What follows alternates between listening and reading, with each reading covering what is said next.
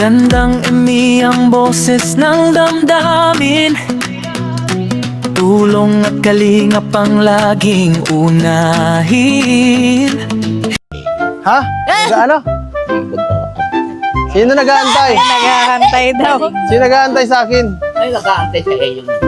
May gusto yata. Ay, baka mabasya ko na yun, ha? Inaano mo ako, ha? Para mo anak ko. May asawa na ako. Baka mabuisit. May asawa na nga. Pero awang ko na.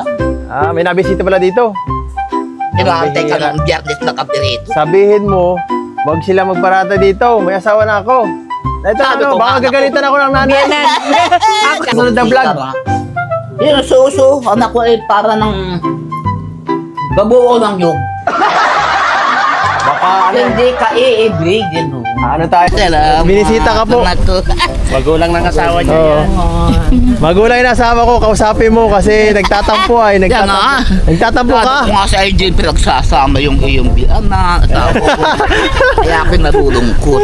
Eh, iba yun. Kaya kami anak ko. Iba yun sa narin na po. Ang kahalang-halang na. Iba na naman yung Iba statement. Oo. Iba na naman yung statement mo. Iba sinasabi mo nakaraan, sabi mo nagtatampo ka. Sabihan mo siya para masabihan niya yung anak. Yan ni Oo. Edu. Sabihan mo, sabi mga hinanakit mo. Naghihinakit nga ako, anak ko, at sabi ko, Oh. bakit mga anak ko din pinagsasama yung iyong mga asawa at bianan, yung mga kasamahan mo rito, yung tayo ay mag-blessing dito. Yung magulang. Ngayon nag-aantay anak ko Ha? dyan. Wala. Kundi sabi ko naman, anak ko, Sino? Ala. sabi ko anak kong Sabihin mo may asawa na ako. sabi ko nga may asawa ka na. Hindi mo siya ipagpapalit sa asawa Oo. mo. Ang ganda ng asawa mo. Mabait pa, mabait. Akala yata, sura niya.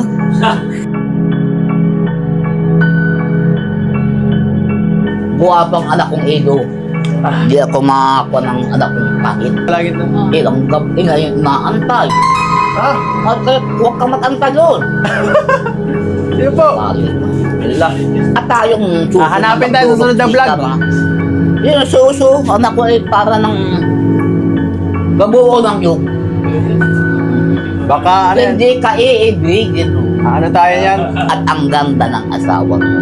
Ba? Nagpapalakas ka yata eh. Nagpapalakas yata ito. Malabo. Maski anak ko ito ako ang naging lalaki. At siya ay naibig sa akin. Malabo ako umibig sa kanya. At panigra na.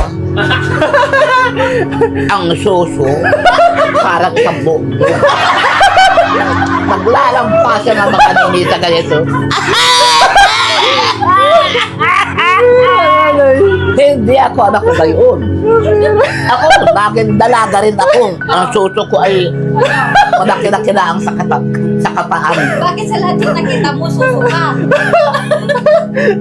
Dito rin yun. Naglalampas siya. Tanay sa'yo, nakasampay niya. Kumangin eh, wala akong bra, pero hindi gayon ng suso Oy, ay, hanggang dito. kailangan- Oh, hanggang dibdib. Nay, bibilang na natin. Laylay na yata sa'yo. Ay. Ay, anak ko, Edo. Nay. Tawad.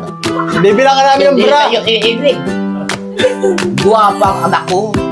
Ikaw ay kung nagpabuntot ay kung ay iboy. Galawaran mo naman anak ko. Oh. May bra na. Oh. May bra na. Oh. Hanggang dito pa sa dibdib ang suko. Tapos, May itim ka. Ay, binitib. Nakakatuwa naman to si Nanay Rosa ng mga kalingap. So muling binisita muli nila Kalingap Edu itong si Nanay Rosa at walang tao. So nagala si Nanay Rosa. Nakakatuwa naman po siya kasi nung makita niya itong si Kalingap Edu, ay nako, meron na namang halik. O, di ba? Nakailang halik siya doon. Nabilang niyo po ba? So, nakakatuwa. Tapos, biniro siya ni Kalingap Edu. Kasi nga, kasama niya daw yung kanyang biyanan. Akala naman nung matanda ay talagang biyanan, no? So, nakakatuwa siya kasi, di ba, nung lasing siya, nagsabi siya na nagtatampo siya dito kay Kalingap Edu kasi nga, hindi naman daw palaging pumupunta sa kanya. Alam niyo naman po ang mga matatanda, no? Gusto lagi niya yan na bibisitahin, tapos pag-aalis na, malulungkot naman siya. Ganun talaga yung mga matatanda ngayon. Gusto nila yung mayroong nag-aalaga sa kanila. At nararamdaman yun ni Nanay Rosa dito kay Kalingap Edo kasi talagang pinapakita ni Kalingap Edo yung pagkikare niya, no? Yung pag-aalaga niya, yung pagmamahal niya dito kay Nanay Rosa. Na kaya, etong si Nanay Rosa ay laging namimiss itong si Kalingap Edo. At natuwa ako sa kanya kasi di ba sabi niya may nag-iintay sa'yo. Hoy, may naghihintay daw na malaki ang malaki ang hinaharap. Tawa-tawa sila kasi nga, etong si Nanay Rosa, ay nako, sobrang tuwan-tuwa siya. Kasi sabi nga ni Kalingap Edo, may asawa na ako. Sabihin mo sa kanya, hindi na pwede. Kasi may asawa na ako. So, sobrang tuwan-tuwa dun si Nanay Rosa. Sabi nga niya, mas pa nga daw yung hinaharap niya doon sa nag-aantay kay Kalingap Edo. Ay, nako. Sobrang saya po no, panoorin nyo. Grabe, tawa ako ng tawa. Sobrang nakapagbigay siya ng aliw, no? Siya yung lola na pag pinanood mo, hindi ka magsasawa kasi matutuwa ka sa kanya, nag-i-enjoy ka habang pinapanood itong si Nanay Rosa, di ba? So, alam ko lahat po kayo ay masaya habang pinapanood to. Kahit si Kalingap Edo, no? Ganun din. Kasi tuwan-tuwa siya dito sa matandang ito na sobrang malambing, palahalik. Di ba? Nakakatuwa siya. At sana daw, isama ni Kalingap Edo yung kanyang asawa, no? Ay, grabe na yan. Sobrang nakakatuwang panoorin, no? So, ayan po, no? Di ba noon, pumunta ito sila Kalingap Edo, nag-overnight sila. At sobrang, siya, naawa dito kay Nanay Rosa. Kasi nga, sobrang madilim doon sa bahay niya. Madilim. Tapos, syempre, nag-iisa. Nakakatakot kapag gano'n, no? Madilim. Baka mamaya, may pumasok dyan na masamang loob, di ba?